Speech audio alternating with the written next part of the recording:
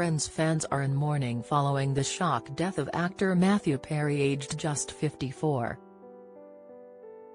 The star had fought a long, well-documented battle with substance and alcohol abuse but is believed to have still been sober before his death. Matthew was found unconscious in his Los Angeles home yesterday. Emergency responders received a call at 4:07 p.m. that the star had suffered a cardiac arrest and arrived to find the star dead in his hot tub.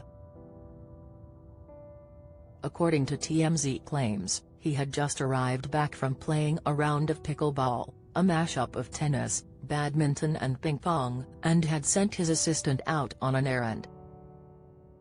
It is that same maid who is said to have found the star unresponsive when he returned home just 2 hours later. Last year, Matthew laid bare his demons, charting his battles with drink and drugs in his roller coaster autobiography. At one point during Friends' 10-year run, he recalled taking 55 Vicodin a day and his weight dropping down to 128 pounds, but admitted he didn't know how to stop. In another interview, the Chandler Bing actor talked about how he once privately spent weeks in a coma after misusing opioids when he was 49. He said his family were warned the star had only had a 2% chance of pulling through after his colon burst following a relapse.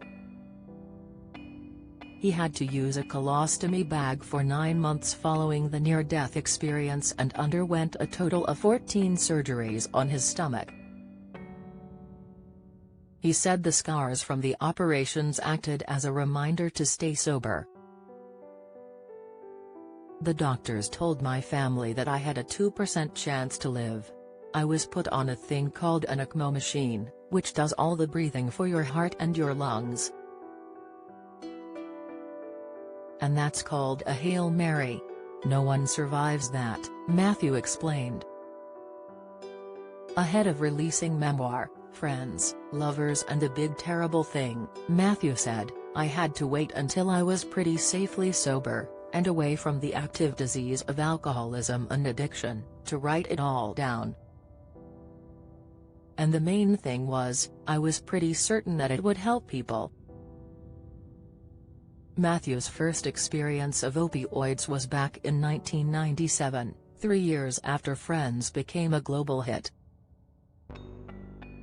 He had suffered an injury following a jet ski accident and said the prescription pills made him feel better than I ever felt in my entire life. He soon developed a big problem and checked into a rehabilitation center for the first time in 1997. In 2001, Matthew checked into rehab once again for addiction to Vicodin, methadone, amphetamines, and alcohol.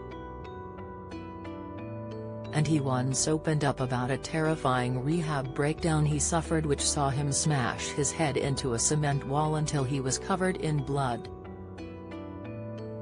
In his book, Matthew spoke of the moment he was walking down a flight of stairs in a New York hospital in a state of total confusion.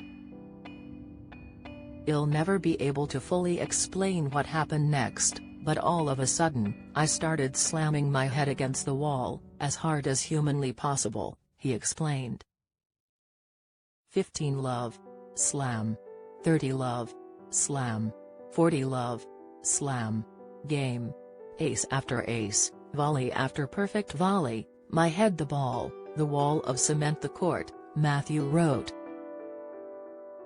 He added, all the pain on the cement and on the wall, and all over my face, completing the grand slam. The umpire screaming, game, set and match, unaccompanied minor, 6 love, needs love, 6 love. Scared of love. There was blood everywhere, he concluded, saying after 8 of these mind-numbing slams someone stopped and asked him, why are you doing that?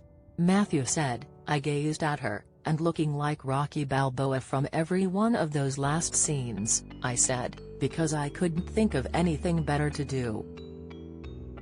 Stairwells.